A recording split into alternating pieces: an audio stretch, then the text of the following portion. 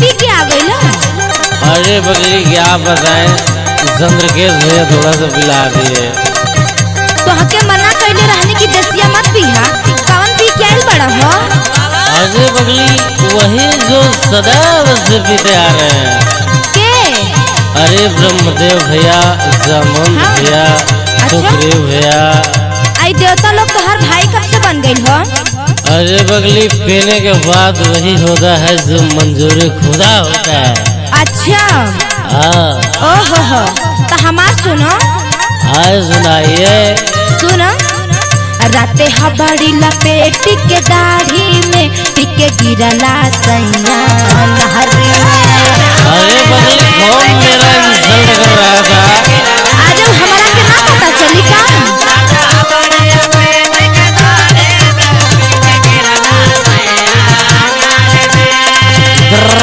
पगली ऐसी बात नहीं है, तू मेरे पास कौन पहला। अच्छा सुना, तू पियले के बाद हिंदी बोले लगा हो? तारे आजकल बड़ा हिंदी आवत। अरे हम ग्रेजुएट है पगले।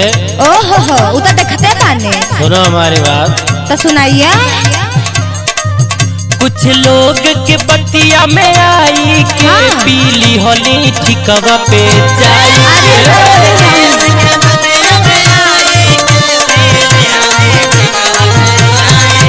समझ रही हो ना? एकदम नीमन से समझतानी।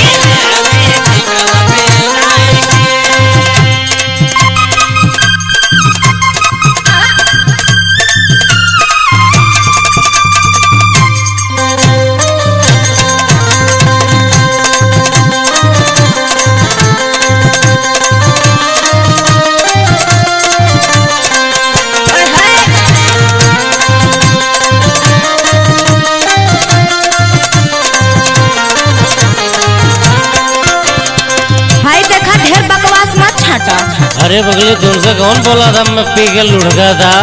हमारा के ना पता चली, तू कुछ भी करबा तो? सुना, सुनाओ। तू कितना खराब काम कैले बड़ा कि हमार घर से बाहर निकलल दुश्वार हो गइल बा। ऐसा क्या किया मैंने? काहे ना सुना? सुनाओ। गहुआ के सननुमा दिहला डुबाई, गहना गुड़िया बेचे सबके दिहला पियाई। गहना गुड़िया बेचे सबके दिहला पियाई, गहना गुड़िया बेचे सबके दिहला पियाई। गहुआ के सननुमा दिहला डुबाई, गहना गुड़िया बेचे सबके दिहला पियाई, दिहला पियाई। ऐसी बात नहीं बगली। काहे ना बाजी? सुनी, सुनाइए। रात मिलला सवतिया के, रात मिलला सवतिया के साड़ी में टिके गिरला सैया नहर में।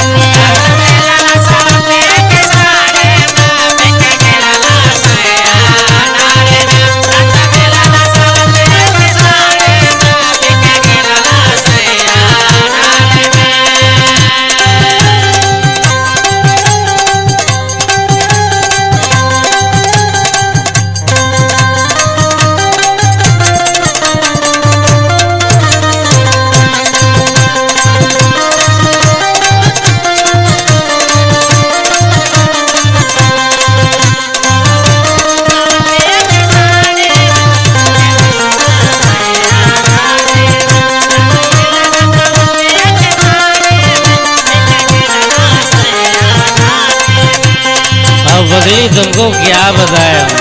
क्या बताइएगा जी, बोलिए। चंद्रकेश भैया, मुकेश भैया बहुत गड़बड़ आदमी है। आता जब जाने लगा क्या करे, जाला सबके लगे। और सबसे गड़बड़ यार प्रीतम प्यारे हैं, जब मिलते हैं तो बुला देते हैं। और रिंकू भैया भी बहुत गड़बड़ है यार, क्या बताएं। तोहरा के हम कितना बेरी समझौले बानी कि उन लोगों के साथे मत जाल करा, ता काहे जाला हो? सुनो हमारी बात। सुनाइए। छोड़ी दे साथ सब कर सुना ये कबूतर, अपना ही गलती हुई